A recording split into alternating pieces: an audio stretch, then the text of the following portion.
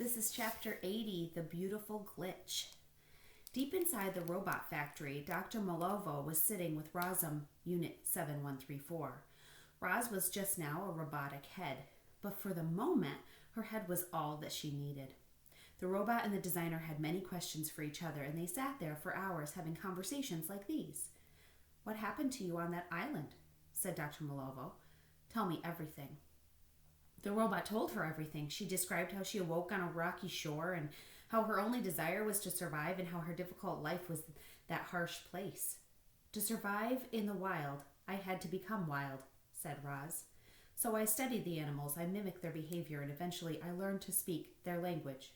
"Incredible," said Dr. Malovo. "You're programmed to learn different languages and you're programmed to work with animals, but I never imagined you could learn to speak with animals."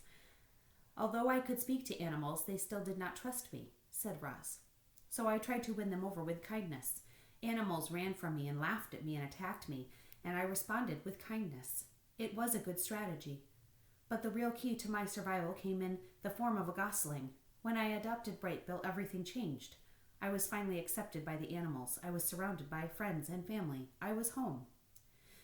"Am I the only wild robot?" asked Roz. "I don't know," said Dr. Malovo. "Many defective robots have been returned over the years. It's possible that some were like you until we destroyed them." "Will you destroy me?" The woman sighed. "Roz, people are afraid of you. They saw you fleeing through the city and they think that you're dangerous. They want to know that the danger is gone, and so when we're finished speaking, I have to destroy you." "I am not dangerous," said the robot. "That part of my programming has never failed. Even when I wanted to be violent, I could not." "Have you ever wanted to be violent?" "No. Every problem has a peaceful solution. Violence is unnecessary." "I wish it were that simple," said Dr. Malovo. "It's an amazing time to be alive, and there's still crime and there's still wars. Sometimes violence is unavoidable." "Is that why you have Ricos?" said Roz. "Ricos are designed to do all sorts of unpleasant jobs. Some of those jobs require the use of force." "Did you ever worry they might use force against you?" "The Ricos have never given me a single reason to worry," said Dr. Malovo, "but you have."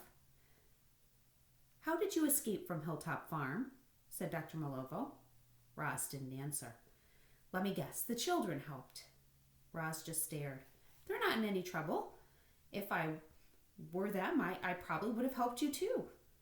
"They are good children," said Roz. "And yet you left them." "Leaving was not easy. I care about everyone on Hilltop Farm and I did my best to look after them all. But I did not belong there, and when the children discovered who I was, they agreed.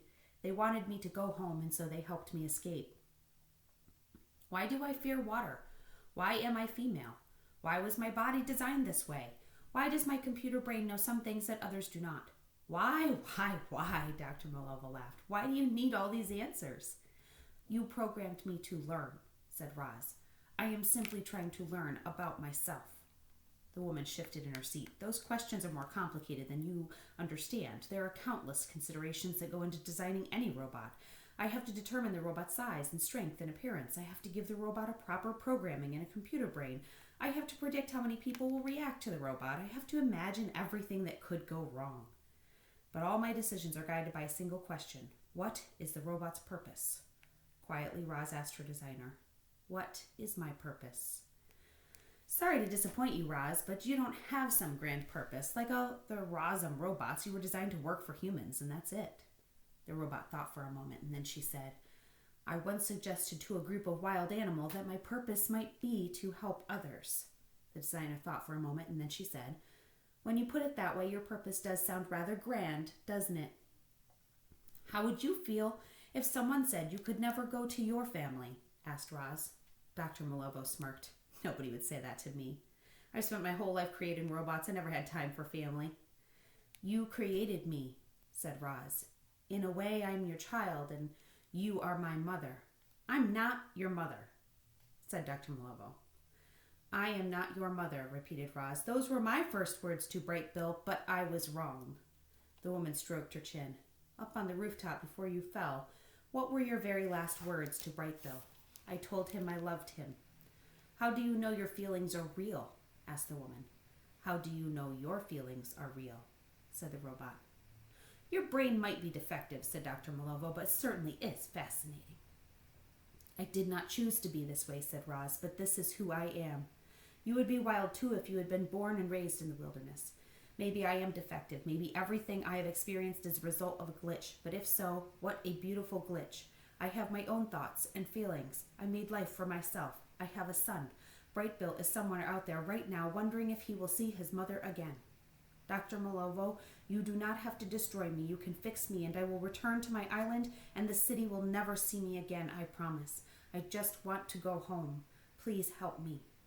There were tears in Dr. Malovo's eyes. The woman had heard enough. Without a word, she reached out behind Roz's head and pressed the button.